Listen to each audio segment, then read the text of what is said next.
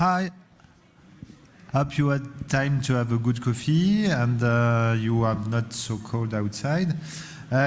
Bien, il est temps de reprendre nos travaux et nous allons passer à la deuxième session de cette matinée. On parlera donc des interactions avec les robots.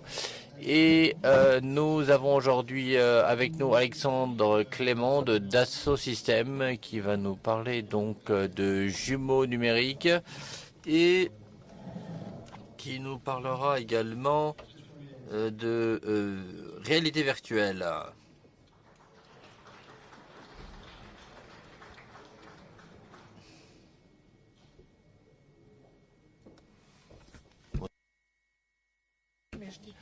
Bonjour à tous, je suis ravi d'être ici pour vous présenter mes travaux donc sur la réalité virtuelle et comment cet outil peut aider les agriculteurs à améliorer leur process et leur production également. Mais avant de commencer, imaginez cette histoire. Nous sommes le 24 mai 2021 dans un petit village à la Queue-en-Brie en Île-de-France, juste après le Covid-19. Et Franck, agriculteur depuis 30 ans, a du mal à relancer son activité.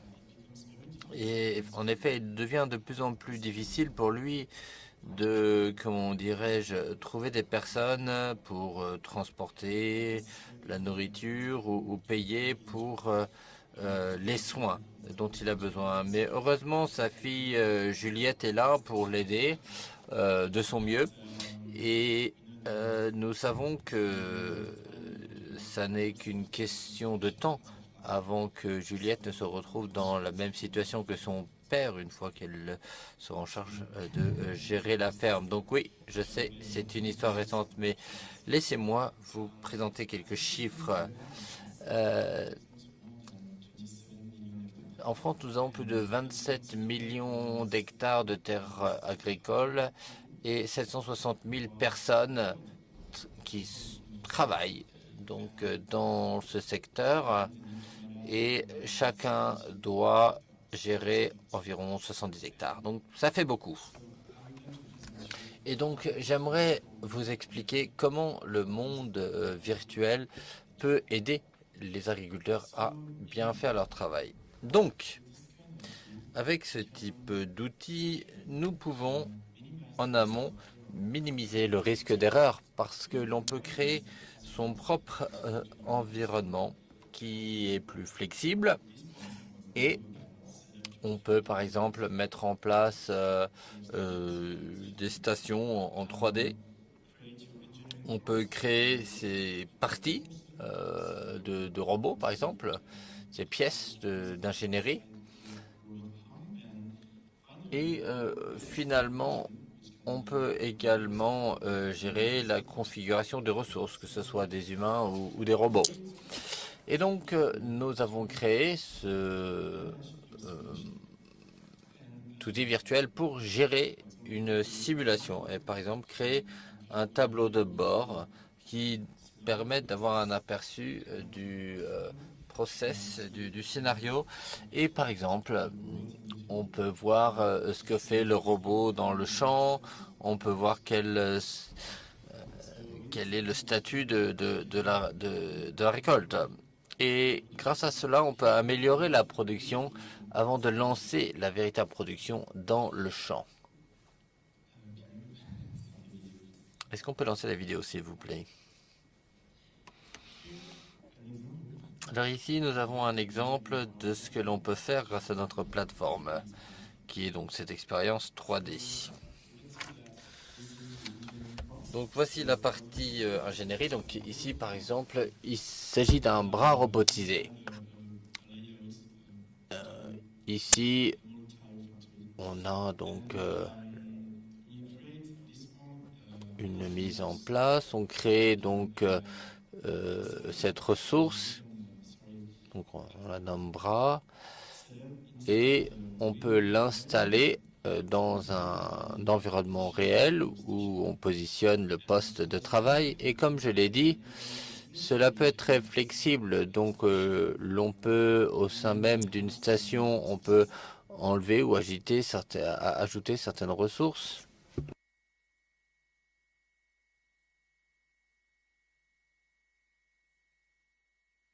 On peut voir le process, le flux en marche.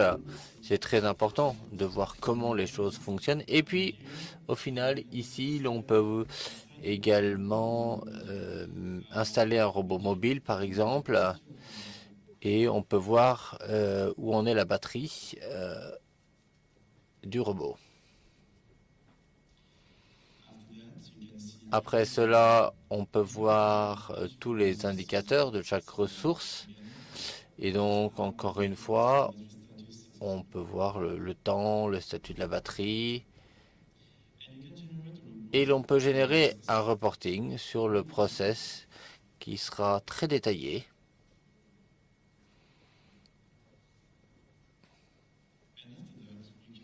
Et après, on peut choisir d'optimiser le process. Ici, c'est un exemple de kinématique de la ressource, ici pour un bras robotisé.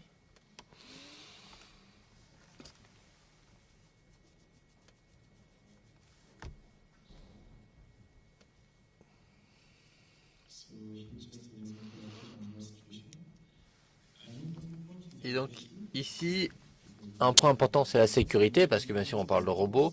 Et puis, on peut mettre en place des capteurs qui peuvent détecter si, par exemple, il y a un humain dans la zone.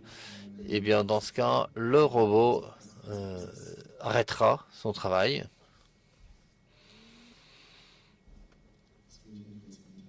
Et donc, on peut créer des tâches ici. Voilà. Et puis, finalement, on peut également... Ici, on est dans la zone de traitement de surface où le robot réalise un traitement additif sur un pneu.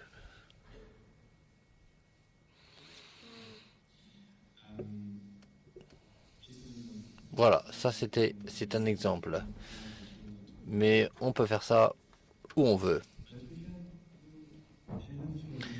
Et on peut même aller plus loin dans l'immersion du process avec la réalité virtuelle.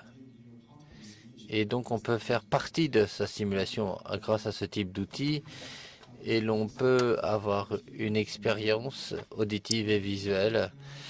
Et donc parlons maintenant du cas Agriculture. Agriculture, c'est une entreprise qui fournit des robots et des équipements agricoles. Et ils ont décidé, avec tous ces outils, de créer une expérience de réalité virtuelle parce qu'ils ont compris que ce type d'outil peut améliorer, optimiser tout le scénario.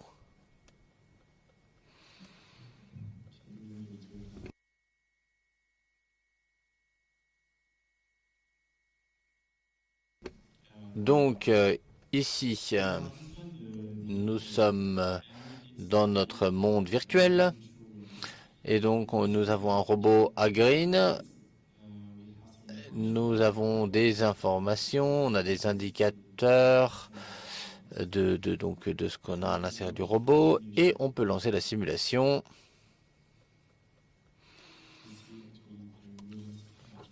Et on peut voir le robot en opération.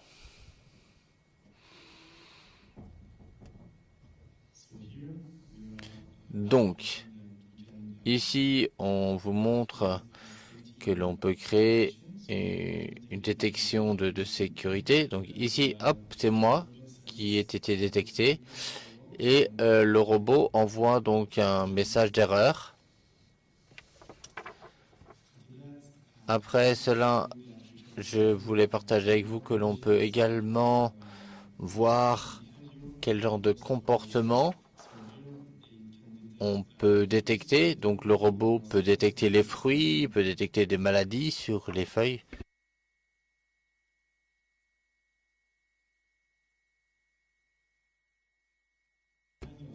Et puis, ici, on peut voir, ici, dans la salle de contrôle, ce que le robot détecte et on peut réagir, interagir avec ça, communiquer avec chaque élément.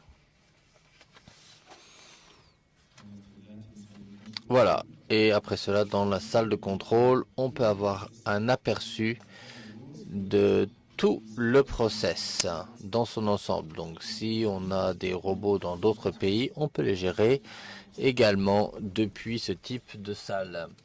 Bien. Donc, Green Culture crée cela afin de savoir si l'on peut améliorer les process grâce à la réalité virtuelle. Mais bien sûr, on ne s'arrête pas à ça parce que on peut faire encore mieux. Et cette fois-ci avec la formation, parce que actuellement la réalité virtuelle peut vous aider. Par exemple, si on a une nouvelle recrue dans l'entreprise qui a besoin de savoir comment piloter un robot. Bon, je ne sais pas si c'est un bon exemple, mais en tout cas, je vous le donne. On peut créer une session de formation grâce à la réalité virtuelle afin d'apprendre comment piloter ce robot. Et pour la maintenance, si on a besoin de changer la batterie pour le robot, avant de le faire donc sur le terrain, on peut le faire grâce à la réalité virtuelle. Et en fait, on peut même se tromper, on peut faire des erreurs et on peut apprendre à changer la pièce en question. Encore une fois, ici, on vous parle de monde virtuel, mais on pourrait également parler d'une autre réalité virtuelle qui serait la réalité virtuelle générée par l'intelligence artificielle.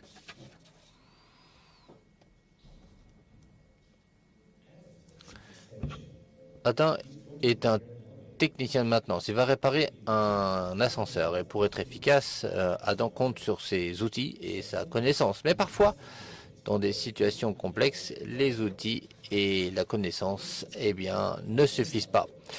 Et Adam peut ignorer l'existence d'une certaine pièce ou ne pas la connaître. Dans ce cas, qu'est-ce qu'il fait? Il peut étudier la documentation si elle est disponible ou il peut appeler un collègue et lui demander de l'aide s'ils sont disponibles. Mais cela représente une perte de temps considérable. À la place, Adam pourrait avoir un téléphone portable à la main qui pourrait avoir la bonne technologie. Il peut utiliser la caméra et grâce à la caméra, il pourrait voir où se situe la pièce inconnue. C'est ce qu'on appelle la réalité augmentée. C'est la magie, n'est-ce pas? En réalité, non, ça n'est pas de la magie. Bienvenue dans le monde de la continuité numérique. Voici Barbara. Elle est ingénieure mécanique et son travail est de décrire les opérations des ascenseurs. Elle connaît toutes les pièces de l'ascenseur et elle sait où elles sont. Cette information et bien d'autres, c'est ce que Barbara compile dans les instructions de travail.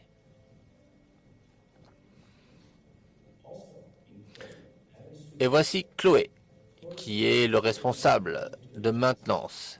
Elle est en charge de planifier les interventions d'Adam. Et Chloé lui envoie tout ce qu'Adam a besoin. Chloé envoie à Adam tout ce dont il a besoin pour faire son travail et tous les autres détails de l'intervention, y compris les instructions de Barbara avec la localisation des pièces inconnues. C'est ce que l'on appelle un ordre de travail. Et voici Dassault Systèmes. Le travail de Dassault Systèmes est de faire en sorte que tout ceci se rencontre.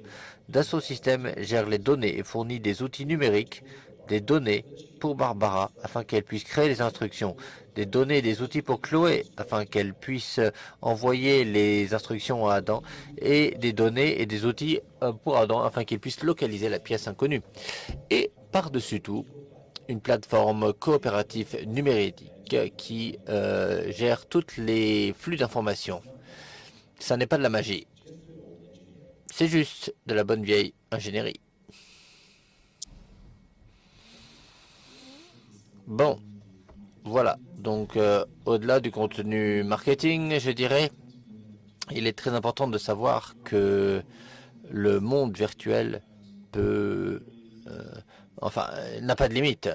Et donc, en ce qui concerne le domaine agricole, c'est le cas. Et nous avons prouvé qu'avec Agriculture, c'était également le cas.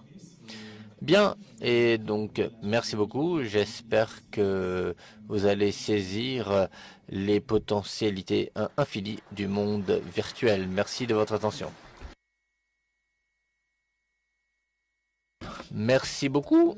Merci beaucoup. Avons-nous des questions pour Alexandre? Oui, bien sûr. Merci pour votre présentation. Dans votre système, est-ce que l'on peut mélanger des systèmes hardware avec des systèmes virtuels pour tester donc le matériel et obtenir... eh bien oui, en effet, c'est tout à fait mon travail. Et récemment, j'ai connecté notre plateforme, l'expérience 3D, avec un logiciel de maintenance et on utilise des connecteurs FMU et au sein même des couches 3D, on peut analyser le comportement du robot dans la vraie vie. Donc oui, c'est possible. Et ensuite, on peut l'utiliser en temps réel dans un monde virtuel si on a des communications avec le robot. Et via le monde virtuel, on peut voir le véritable robot et on peut prendre le contrôle du robot. Non, ça c'est pas possible. Parce que si l'on prenait le contrôle, on n'est pas le gestionnaire de la flotte. Tout ce que l'on fait, c'est que l'on fournit un outil de visualisation. Et donc, on a les 3 dimensions, mais on n'a pas le contrôleur. Mais on peut créer, si vous voulez, une simulation complète, non connectée, qui permettrait de tester une flotte avec notre outil. Mais on ne peut pas effectivement prendre le contrôle. Très bien. Avons-nous d'autres questions dans la salle pour Michel? Michel Clément, Alexandre Clément. Merci de lever la main. Intervention hors micro, les interprètes ne peuvent pas entendre.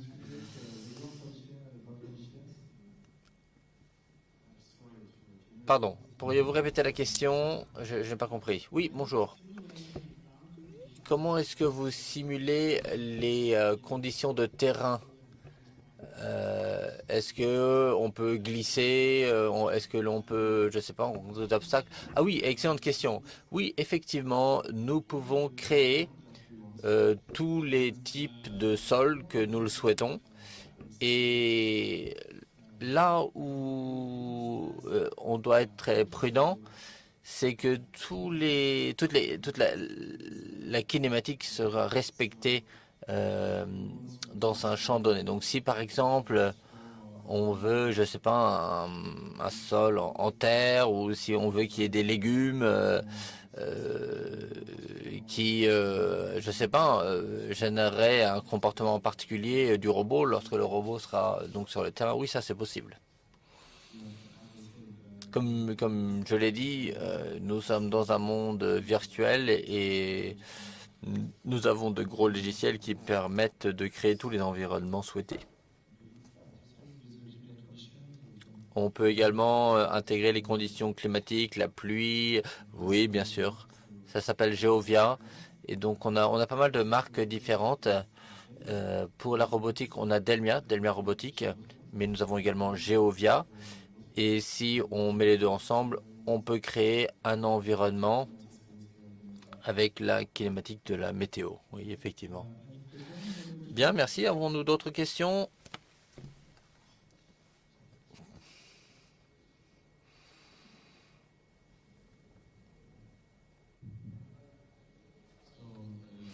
Bien, vous avez dit que c'est un outil donc de visualisation qui permet de simuler de voir le robot en condition. Mais souvent, en agriculture, le robot doit gérer beaucoup d'informations naturelles, enfin des images, par exemple.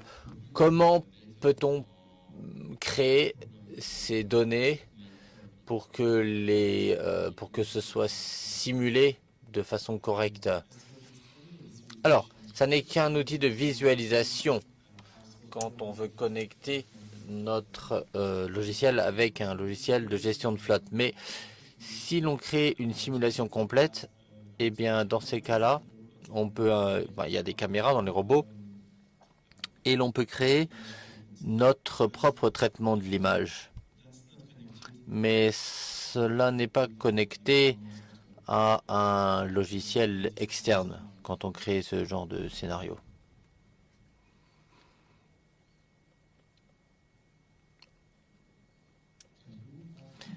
Merci. Est-ce que quelqu'un a une question? Pas de question. Ah, alors j'en ai une. Ce sera peut-être la dernière. Vous utilisez cela donc pour l'expérience utilisateur, mais est-ce que l'on peut utiliser ce type d'outil ou avez-vous expérimenté ce type d'outil pour le machine learning et l'intelligence artificielle? Ah, non, non, non, pas encore. Pas encore, je ne suis pas en mesure de vous parler de deep learning. Non, pas avec ce type d'outil. Nous n'avons pas fait ce genre de choses. Mais encore une fois, si le comportement est créé, peu importe finalement où l'intelligence artificielle se trouve, parce qu'on peut on peut la représenter. Et si on prend ce scénario, bon, on a vu un scénario agricole, mais combien de temps faut-il pour adapter cet outil à un environnement agricole, à des robots spécifiques? Ah, bah écoutez, je ne sais pas. Tout, en fait, ça dépend du scénario. Pour agriculture, il faut à peu près une année pour tout le process. Mais bon, ça n'était pas très détaillé, ça n'était qu'un aperçu. Mais bon, voilà, ça dépend. En réalité, ça dépend. En fait, ça dépend de la complexité du robot, du scénario, du champ. J'en passe et des meilleurs. Merci beaucoup, merci infiniment. Et grâce à vous, eh bien, nous allons passer à la deuxième conférence. Merci infiniment. So the second talk will be... Viviane Cadena va maintenant nous parler du projet Harpon, donc la plateforme robotique autonome.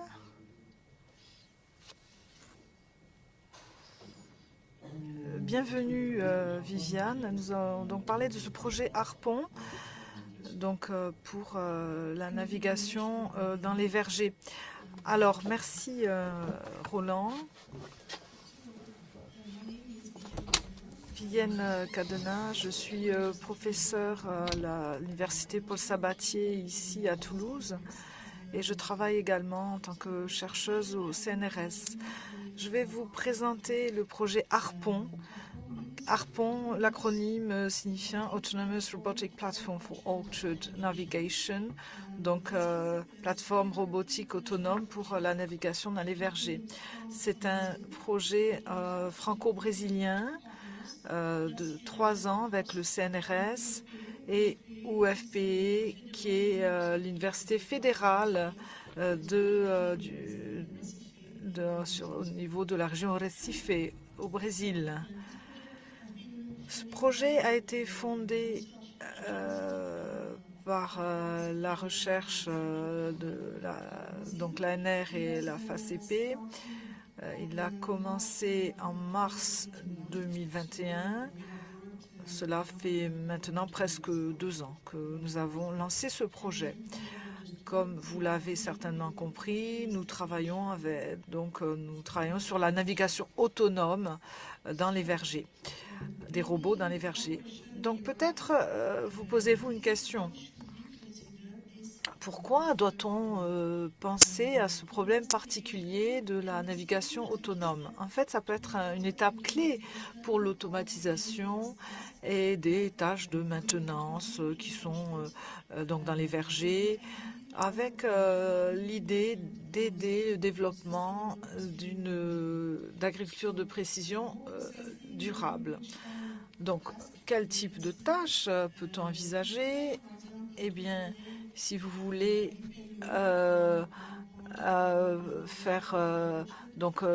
avoir des transports de fruits ou de grosses masses lourdes, alors on peut transposer ceci à la robotisation. Si vous souhaitez également accomplir des tâches plus complexes, comme le fait de récolter les fruits ou de faire de la taille d'arbres, eh bien, vous pouvez vous mouvoir de manière autonome. Donc la tâche à réaliser, par exemple, la taille d'arbres peut être réalisée de manière autonome. En fait, c'est une performance importante à accorder aux robots, y compris dans les vergers. Du point de vue scientifique, ce projet a deux objectifs. Le premier est de permettre aux robots de se mouvoir de manière autonome dans les vergers sans signal GPS, car le signal GPS n'est pas toujours disponible dans ce type d'environnement. Donc c'est un problème qu'il faudra résoudre. Nous souhaitons également le faire de manière générique, c'est-à-dire sans instrumentaliser le verger, ne pas apporter des landmarks, des repères sur le verger pour aider le robot. Et une partie importante également, c'est de réduire l'impact des pénuries de main-d'œuvre en agriculture, et nous pouvons également aider le robot à se mouvoir dans des circonstances différentes, circulaires ou linéaires. Deuxièmement, nous devons utiliser notre cadre sur de vrais robots, et ce robot doit pouvoir se déplacer dans un vrai verger, dans un environnement qui existe. Nous avons ajouté une partie importante au niveau des tests d'expérimentation. Pour gérer toutes ces contraintes techniques et pour répondre à notre objectif, nous avons dû relever ces défis. Le premier, c'est le fait que le verger est souvent un environnement naturel extérieur. Ceci a deux conséquences. La première, c'est que l'apparence du verger peut varier selon le climat, la saison. Le robot a deux saisons différentes et l'aspect des arbres est complètement différent. Selon le climat également, les systèmes, les exploitations et les différentes activités menées sur les arbres. Il y a également un défi dynamique à relever, c'est-à-dire que le robot doit pouvoir partager son environnement avec les travailleurs qui y opèrent, avec les différents véhicules qui peuvent être statiques ou roulants. Ceci signifie donc que le robot doit pouvoir éviter les obstacles. Nous pouvons également tenir compte des problèmes des sols très humides et boueux. Donc beaucoup de problèmes qui vont remettre en question la perception et le contrôle qui va être utilisé pour le robot. Le deuxième défi à relever, qui est de taille, c'est celui qui relève du fait que le verger est un environnement avec des arbres qui peuvent être isolés, et quelquefois ils ont une canopée, et quelquefois lorsqu'il y a une canopée, eh bien le GPS ne pourra pas être utilisé et quelquefois est tout à fait inutilisable. Donc le robot devra se déplacer sans de signal GPS pour le localiser et le contrôler. De plus, il y a des parties des vergers où les données ne sont pas disponibles. Il y a par exemple des zones où il n'y a plus d'arbres et il n'y a pas de données de captage pour contrôler et localiser le robot. Donc il faut encore une fois gérer ce problème. Enfin, c'est un environnement très large et il faut vraiment réaliser des déplacements sur de longues distances et sans GPS. Pour réaliser cette tâche, il faut localiser quelquefois de manière précise ou approximative le robot sur la carte. Donc, quel type de carte utiliser? Cette carte doit-elle être adaptée aux caractéristiques dynamiques et variables de l'environnement des vergers? Donc, passons maintenant à la stratégie de navigation qui a été choisie. Le premier aspect vraiment important dans la stratégie qui a été choisie est qu'il s'agit de capteurs entremêlés uniquement pour éviter le système, pour éviter le problème du manque de GPS. Donc nous avons différents capteurs qui sont positionnés tout autour du robot pour élargir le captage. Et donc, on évite le problème de la perte de données. Nous avons également conçu des algorithmes spécifiques pour détecter les arbres. Nous avons également choisi des contrepoids réactifs. Ceci veut dire que ceci nous permettra de gérer un obstacle et de l'éviter. Des vibrations, par exemple, ce genre de choses. Deuxièmement, ces lois de contrôle réactives nous permettra, grâce aux capteurs enchevêtrés, avec un système de multicaméra, d'avoir un contrôle de vision basé sur la vision. Et pour cartographier l'environnement, nous avons décidé d'utiliser des cartes topologiques car elles sont moins sensibles aux variations environnementales que les cartes métriques et donc ce sera plus facile de les mettre à jour. Donc pour résumer, la stratégie de navigation, les deux dernières lignes, c'est-à-dire une navigation sans GPS qui est basée sur un contrôle de caméra basé sur la vision, couplé avec des cartes topologiques. Et donc je vais vraiment m'appesantir sur les deux premiers aspects. Quels sont les besoins pour nos choix techniques ? Tout d'abord, je vais passer en revue ces choix techniques qui ont dû être faits pour le système. Donc, nos besoins. Un robot qui peut se déplacer sur des terrains agricoles. Nous avons choisi ce robot que vous voyez ici. Et ce robot, c'est l'Agilex Hunter, le chasseur Agilex 2.0. Nous l'avons choisi pour plusieurs raisons. Il a une structure mécanique il facilite les manœuvres, notamment au niveau des promontoires. Deuxièmement, il permet d'avoir une charge utile très importante et ça c'est un point décisif. Ensuite, il y a des capteurs locaux pour réduire les coûts. Ici, vous voyez avec la flèche au milieu et pour les caméras RGBD qui sont positionnées autour du robot, 2 devant et 2 sur le côté. Et nous espérons que ces caméras latérales qui sont doubles nous permettront de capturer les bonnes informations pour les virages.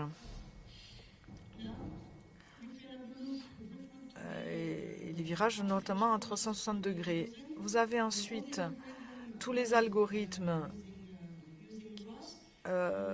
utilisé. Nous avons également un Intel Core CPU et le GPU qui nous permet de faire la numérisation qui est nécessaire pour le traitement d'images. Enfin, vous pouvez voir ici le coût total donc pour ce projet, pour réaliser ce projet de robot. Passons maintenant à l'approche que nous avons choisie. Je vais vous présenter la perception et l'aspect de contrôle. Nous commençons par la perception. Le système de perception fournit les données nécessaires pour naviguer, c'est-à-dire pour suivre les lignes et manœuvrer autour des promontoires. Donc, il faut un système de détection des arbres, des vergers. Et pour ce faire, nous avons mis au point un système d'algorithmes de perception qui numérise et calcule la transposition des tris, la position des arbres, pardon. Et vous voyez ici une caméra qui fournit ce type d'image. Donc il y a 4 caméras. Donc il y a finalement 4 images à traiter et chaque image est traitée de manière indépendante avec ces algorithmes. Très rapidement, ça extrait et enlève donc le sol. Ensuite, ça numérise et calcule la vue, mais avec une coordination, car ici, nous pouvons voir les espaces vides que les arbres laissent. Donc, vous avez ici l'espace et il n'y a pas de point. Et c'est cet espace vide que nous souhaitons détecter. Une fois que nous avons détecté ces espaces, il faut trouver le fond de la cavité. Et au fond de la cavité, nous trouvons, c'est ce que calcule notre algorithme. Une fois que nous avons cette position, on peut numériser ceci et l'utiliser pour la navigation. Pour la position des troncs, évidemment. Nous parlions depuis tout à l'heure de la position des troncs des arbres. Donc, nous avons un taux de 15 Hz et ceci nous permet d'avoir les bonnes caractéristiques pour contrôler et manœuvrer le robot de manière adéquate. Alors maintenant, quelle est l'approche pour avoir le chemin de référence, en fait? Il faut que nous utilisions le positionnement des arbres qui vient d'être créé. Mais il y a la suite des rangées, suivre les rangées, et ensuite les virages. Alors, lorsqu'on a un suivi de rangées, ici, vous voyez la position des arbres, des troncs, avec le système de perception. On utilise avec un diagramme Voronoi, on peut calculer les points en orange. Et on peut ainsi regrouper tous les points qui sont les plus proches à droite et à gauche. Et au niveau du diagramme, on peut enfin trouver les points orange qui représentent le milieu de la rangée que l'on doit suivre. Une fois que nous avons ces points, eh bien, on peut examiner les virages. Pour les virages, on peut, grâce à une spirale générée par des paramètres, on peut ainsi définir la spirale. Et ce qui est très important, c'est que cette spirale est centrée sur le dernier arbre détecté. Et cet arbre peut toujours être récupéré par la dernière caméra latérale qui nous garantit que le virage à 360 degrés sera fait grâce à ces caractéristiques visuelles qui sont beaucoup plus fiables.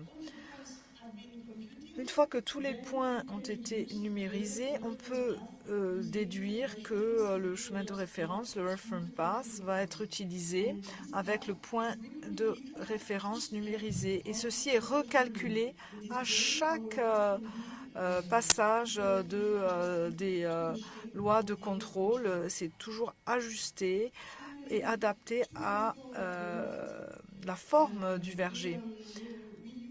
Enfin, pour contrôler le robot, on utilise toutes ces données entrant et nous utilisons également la vitesse et l'angle de tournage. Nous avons le Path Following Formalism, l'idée étant de garantir que le robot que vous voyez ici va bien converger de manière géométrique vers le chemin, avec une convergence géométrique qui est obtenue lorsqu'elle est indépendante de la vitesse. Il faut donc fixer la vitesse linéaire et regarder la trajectoire du robot pour qu'il converge vers le chemin.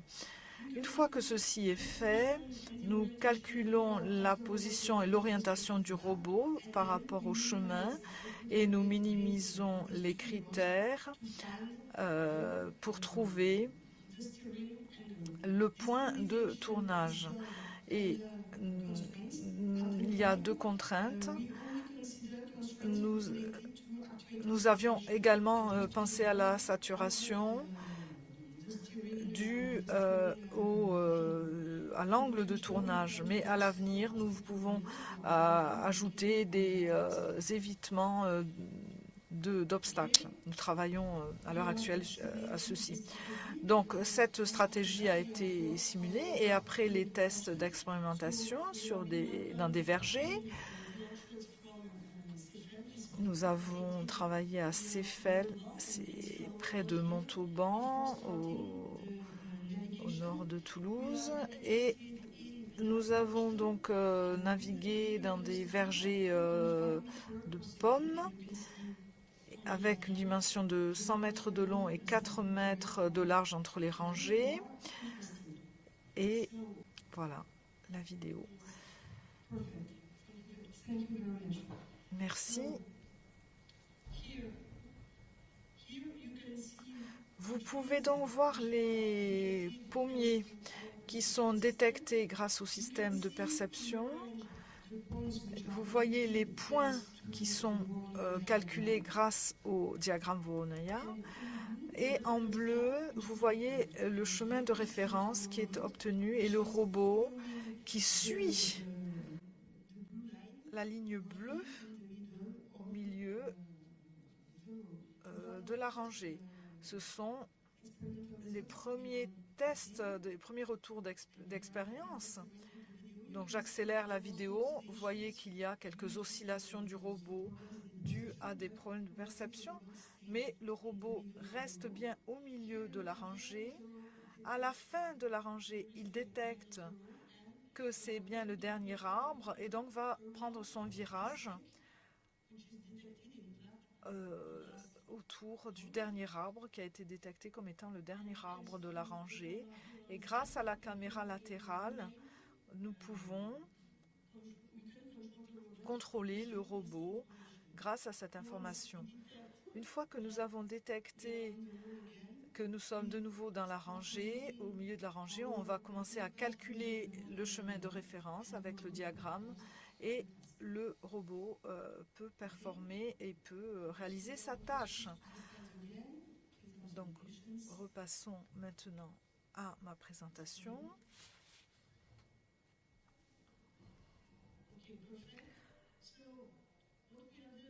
Donc, nous avons appris que nous avons fait une navigation à travers deux rangées successives utilisant seulement les outils de navigation sans GPS avec notre approche et nous sommes très heureux des résultats que nous avons obtenus. Pour conclure, alors, qu'avons-nous fait? Donc, un système de navigation sans GPS qui permet de se déplacer à travers les vergers qui dépend de plusieurs caméras et qui arrive à faire des virages. à 360 degrés et qui peut gérer de manière itérative des vergers à la fois circulaires et linéaires, donc grâce à la définition du chemin. Et nous avons obtenu un premier système de début de concept. Alors, quels sont les prospects? Eh bien, il faut améliorer les algorithmes de perception en ajoutant un système de deep learning et un système de filtre pour pouvoir faire le traçage de la détection. Améliorer également les lois de contrôle avec, comme je l'ai dit, des systèmes d'évitement d'obstacles, avec des fonctionnalités également pour gérer le problème de la vibration. Pour la cartographie, qui est vraiment un point très important, qui est encore à l'étude, nous devons ajouter une carte topologique basée sur RADSAM et modifier les algorithmes de RADSAM. Et enfin, nous souhaitons ajouter une interface qui rendra notre robot, l'utilisateur de notre robot, qui est complètement interactif. Merci beaucoup pour votre temps et votre attention et je veux vraiment remercier mes collègues de l'AS et UFEP, car sans eux, sincèrement, il n'y aurait pas eu de présentation. Donc, un grand merci à eux.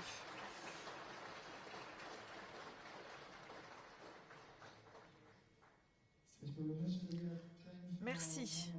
Nous avons le temps de prendre une ou deux questions.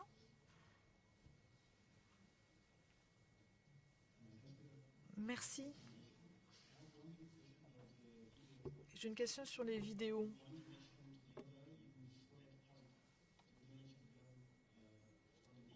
Il semblerait que vous ne gardiez pas les positionnements des arbres qui ont été computés de manière visuelle d'une expérience sur l'autre. Pour la vidéo, il y a des oscillations que vous avez vues.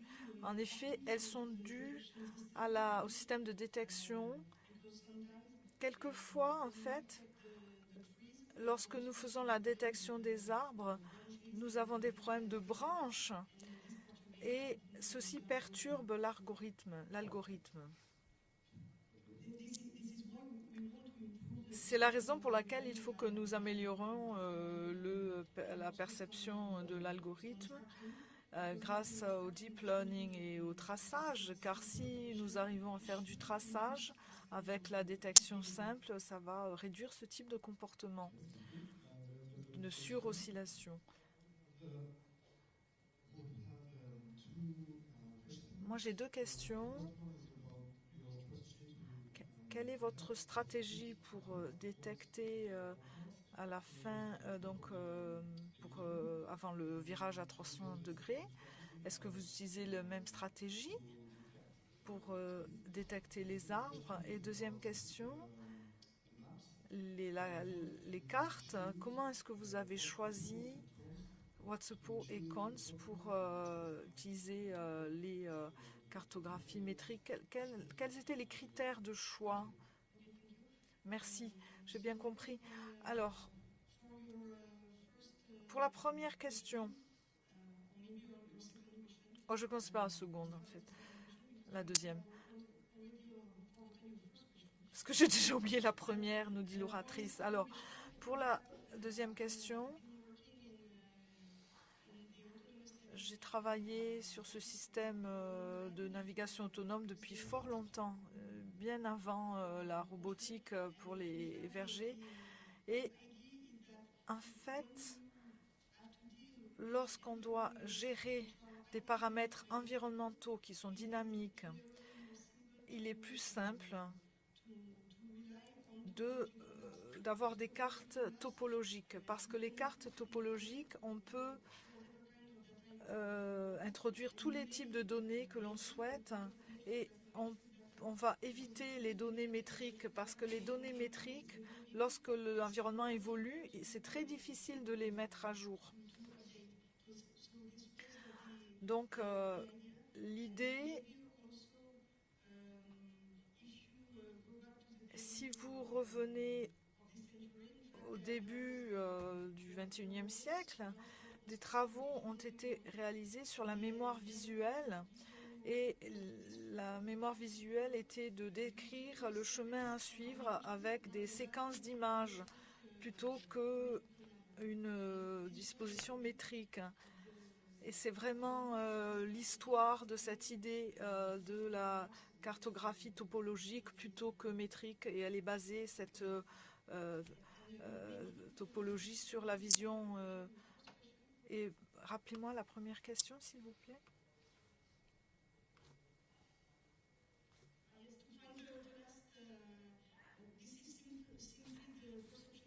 Alors, c'est l'algorithme de perception. Il va donc détecter le dernier arbre ou la dernière branche, en fait. C'est pareil, en fait. Pour une branche, ça, c'est comme un tronc, en fait, ou un bâton, pardon. Parce que, en fait, le bâton représente un tronc. Puisqu'on veut détecter les espaces vides derrière les troncs, en fait, vous ne cherchez pas un tronc, vous cherchez un espace vide derrière un tronc. Donc un bâton fonctionne également très bien. Très bien. Merci beaucoup, Viviane. Merci infiniment.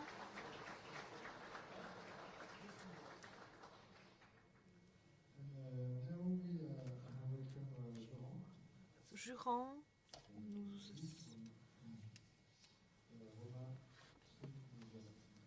Roma Tree University. Merci Roman qui va nous parler de l'activité humaine, reconnaissance de l'activité humaine dédiée à l'interaction homme-robot dans donc les vendanges. Hello everyone. Bonjour à tous.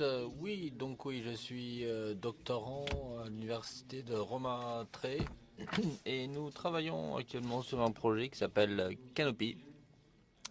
C'est un projet européen qui souhaite aider les agriculteurs qui récoltent, produisent du raisin de table. Je travaille avec le professeur Martina Lippi, Andrea Gaspari sur ce projet. J'aimerais commencer avec la présentation du problème, l'interaction robot-humain. Ensuite, je parlais des points clés que nous avons utilisés pour reconnaître les actions de l'humain. Je parlerai ensuite de la validation expérimentale et je conclurai avec les travaux à venir que nous aimerions réaliser dans ce cadre. Donc, les interactions humain-robot dans l'agriculture de précision permet de combiner les compétences opérationnelles du robot avec celles du romain et les capacités de raisonnement de l'humain. Combiner ces deux compétences apporte beaucoup d'avantages. On améliore l'efficacité, la productivité et on réduit les coûts. On règle également un des principaux problèmes qui est le manque de main-d'œuvre et on espère régler ce problème en utilisant des robots dans les champs. Il n'en demeure pas moins de nombreux problèmes. Le coût, l'efficacité et l'acceptabilité. Afin d'avoir une bonne collaboration entre l'homme et le robot, l'humain et le robot, il faut que les activités soient bien reconnues afin que le robot travaille en fonction. Donc voici ce sur quoi nous essayons de travailler dans cette étude, n'est-ce pas? Nous essayons de reconnaître les actions des humains afin que le robot puisse collaborer avec l'humain. Donc tout d'abord, les points clés. Donc nous avons choisi cette technique car elle permet la détection robot, une détection fiable et peu importe la personne qui travaille, peu importe la taille de la personne, peu importe la longueur du bras de la personne, et ceci résiste bien sûr aux différentes conditions météo. Donc voici ce à quoi cela ressemble une fois qu'on a extrait les points clés. Voilà, ça c'était notre première approche. On a également les prédictions dont j'ai parlé plus tôt. Donc on a choisi cette première approche de capture du mouvement. Et puis on a une deuxième approche d'extraction des points clés qui utilise le MediaPipe et les caméras RGBD.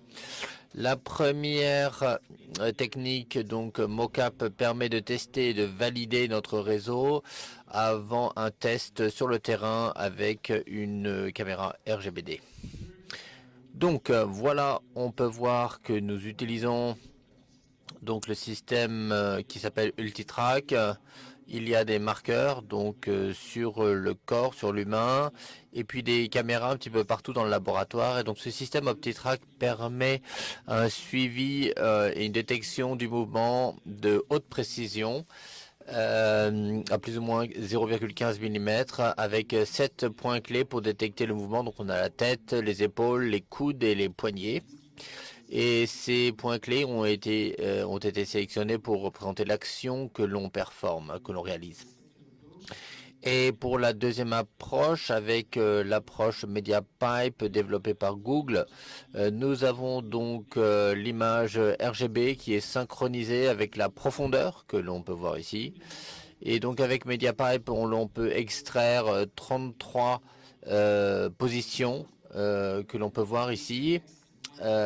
Et avec les axes X et Y de MyPipe, on peut également utiliser la profondeur pour obtenir la position, car les deux images sont synchronisées. Donc, en utilisant cette technique, on peut avoir des points clés en 3 dimensions dans le laboratoire, encore une fois. Donc pour la reconnaissance d'action, on a sélectionné 5 classes donc de scénarios de cueillette du raisin, de vendange en réalité.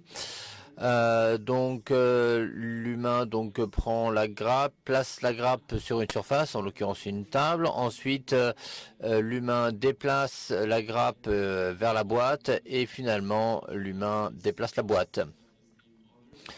Il y a également une case qui s'appelle autre parce que sans cette classe autre, lorsque l'humain ne réalise pas une de ses tâches, alors le robot essayait de correspondre à un des 4 actes précédents. Donc cela permet d'éviter ce problème. Si par exemple je remets mes lunettes, si je suis au téléphone, si je parle avec quelqu'un ou si je suis juste assis, cette case est juste là, case autre, pour améliorer la robustesse du réseau.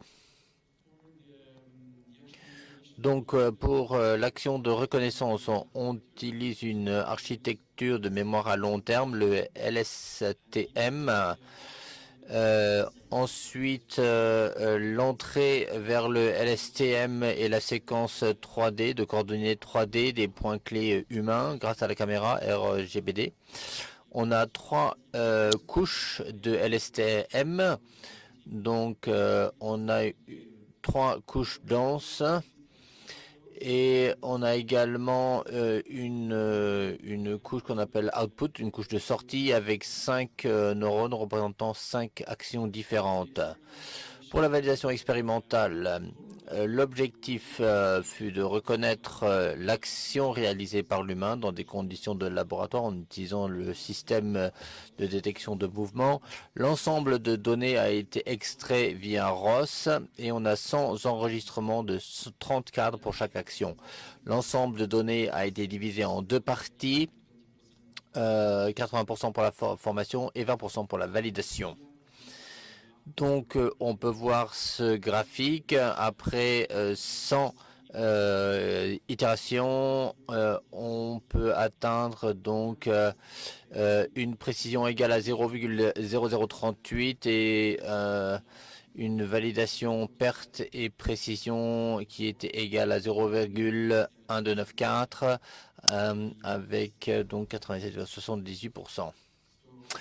Donc, afin de tester notre réseau, on a réalisé toutes les actions ensemble. Donc, on peut voir ici que je récolte, je mets la grappe sur la table, ensuite je mets la grappe sur la boîte et ensuite je prends la boîte. Et donc, bien sûr, on se rend compte qu'il y a un petit décalage dans la prévision de l'action. Le réseau ne peut pas prédire à partir du premier cadre. Et donc, on essaye de mesurer combien de cadres sont nécessaires afin de pouvoir reconnaître l'action réalisée. Et le réseau neuro reconnaît parce qu'il, quand il voit que l'action est réalisée avant sa fin. Donc ici, on peut voir pour chaque classe quel est le pourcentage de séquences nécessaires pour pouvoir reconnaître l'action réalisée.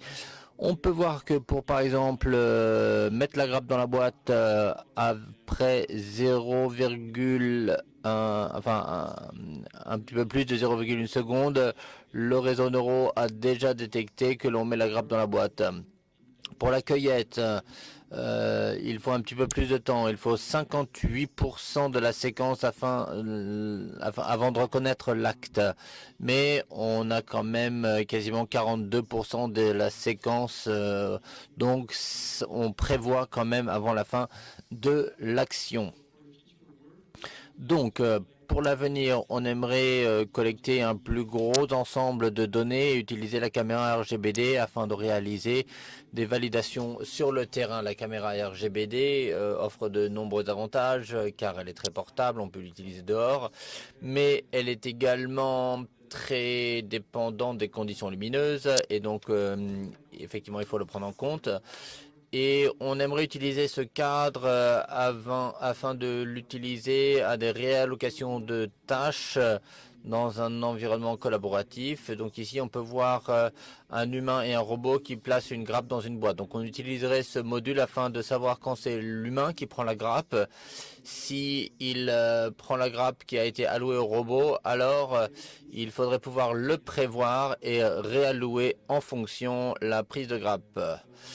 Afin que la collaboration soit plus fluide.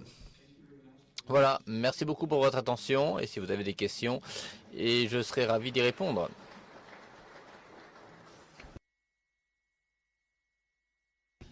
Merci beaucoup pour cette présentation intéressante. Avons-nous des questions ?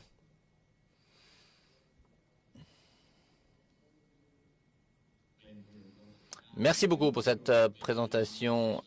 Sur la première table avec les précisions, quelle est la confiance, le taux de confiance que vous avez pour une activité donnée? Alors, vous voulez dire la précision de reconnaissance de l'action? Oui, enfin la précision dit maintenant, je ne sais pas, c'est cueillette. Est-ce qu'on a une probabilité de 90% ou, alors, voici les résultats que nous avons obtenus. Alors, j'ai réalisé cela 20 fois dans 20 cadres et à chaque fois, l'acte a été reconnu. Donc, en fonction de la formation, on pourrait dire qu'on est à 97% de précision.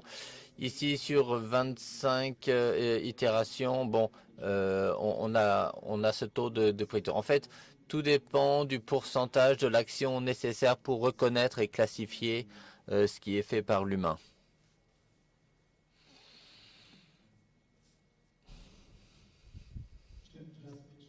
Juste pour m'assurer que je comprends bien, y avait-il différentes personnes impliquées dans ce test ou est-ce que ça n'était que vous? Ça n'était que moi, mais j'aimerais également impliquer mes collègues pour les prochaines étapes afin de voir, d'étudier la robustesse du cadre. Il ne devrait pas y avoir de problème parce qu'on utilise les points clés, mais ça sera l'étape suivante de tester cela avec tous mes collègues du labo. Oui.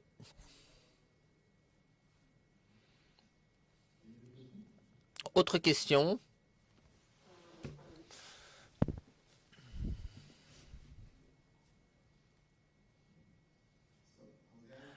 Alors, j'étais curieux de savoir, enfin, qu'est-ce qui se passerait quand vous commencez à collecter les données dans un environnement extérieur, lorsque vous aurez du vent, enfin bref, et que vous serez vraiment dans la vigne? Alors, je m'attends effectivement à avoir des difficultés, des problèmes notamment avec la luminosité, la lumière. on a réalisé des expériences avec la caméra RGPD dans le laboratoire et effectivement, cela nous menait à un certain nombre de points qui n'étaient pas détectés. Parfois, c'était le media pipe qui s'effondrait, il ne détectait rien. Donc, afin de réaliser l'ensemble de données, ça a été compliqué. J'ai essayé de former le réseau avec 10 ou 20% des données qui étaient complètement erronées. Et donc, je m'attends pendant la phase de formation de rencontrer le même problème lors de mes essais sur le terrain. C'est un problème qu'il faut régler afin d'avoir une détection robuste avec la caméra RGPD. Merci. Avons-nous d'autres questions?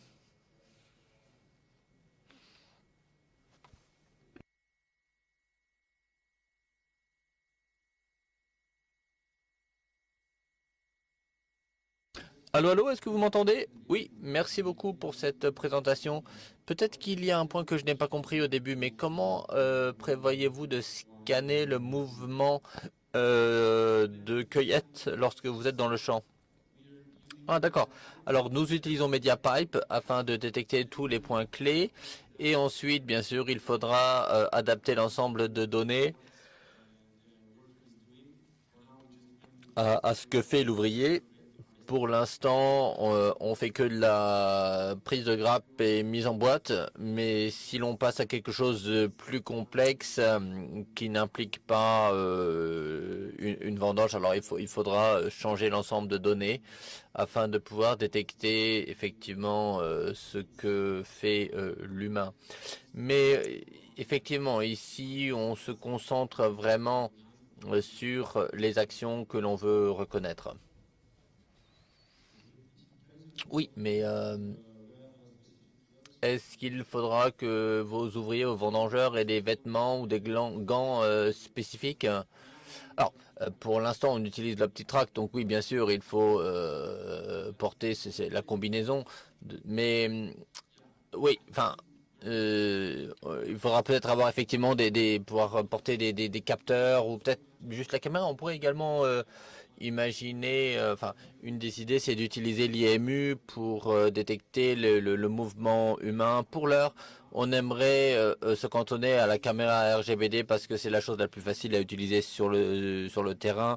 Et puis, c'est pas du tout invasif pour le travailleur. Mais une solution pour améliorer ce problème dont je parlais avec la détection, donc MediaPipe, serait d'utiliser effectivement plus de capteurs. Oui, effectivement.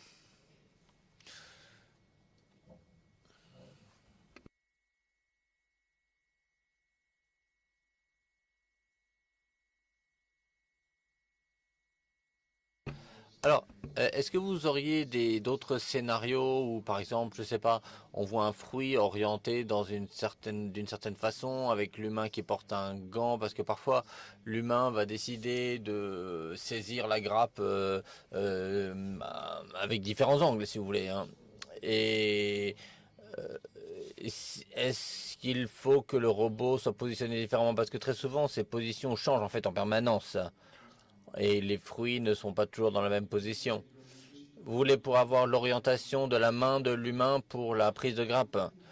Oui, alors je crois qu'en utilisant une caméra, effectivement, ça peut être très difficile, mais si on utilise le IMU, on peut obtenir plus de données. Et là, ça, c'est quelque chose que l'on peut tester effectivement avec le système de saisie du mouvement. Motion Capture. Et effectivement, on pourrait essayer d'ajouter l'orientation de la main oui, utiliser ces données. Oui, ça pourrait être quelque chose que l'on ferait à l'avenir. Mais pour l'instant, c'est d'utiliser la caméra dans les champs, dans les vignes. Ok, merci. Et peut-être une dernière question. Intervention hors micro. Ah, micro. Merci pour la présentation. Pourriez-vous nous dire, parler de la robustesse à l'occlusion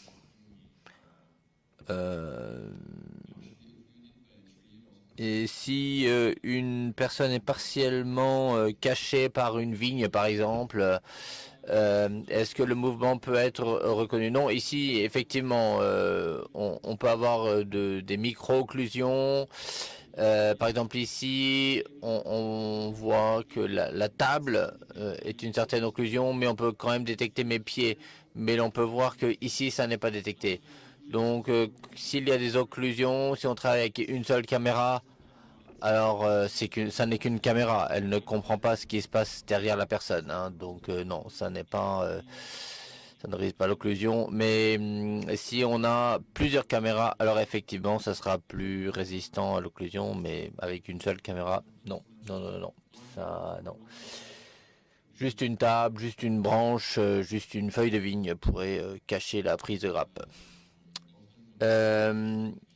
Et dans vos... Il peut y avoir différentes façons de réaliser la même action, comme par exemple placer quelque chose dans un carton. On peut poser, on peut jeter, ou on peut prendre la boîte et mettre la boîte sur la grappe. Est-ce que cela et ces différents actions sont détectés?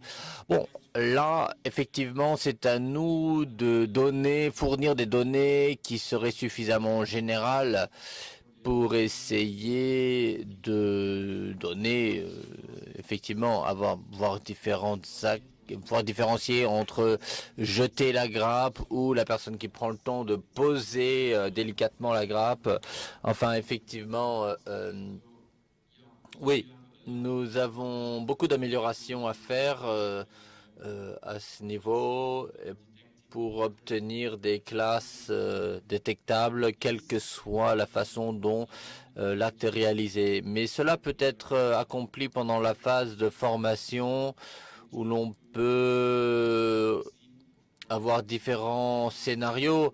On peut avoir, donc, prendre en compte la vitesse, hein, aller vite, aller lentement, cueillir à droite, cueillir à gauche, avec la main droite, avec la main gauche. Enfin bref, effectivement, quand on utilise le réseau LSTM, effectivement, on peut reconnaître, on peut former à la reconnaissance de ces actes, peu importe qui réalise l'action et à quelle vitesse. Ça c'est effectivement c'est possible.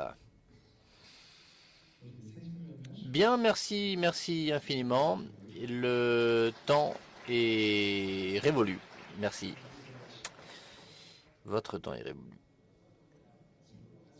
Bien, donc comme vous avez pu le voir ce matin, il y a des difficultés liées au projecteur, des incertitudes de projecteurs et d'orateurs. Malheureusement, le dernier orateur n'a pas pu nous rejoindre. Je me demande si on n'a pas quelqu'un de l'université de New Van Witsen qui pourrait donner la dernière présentation.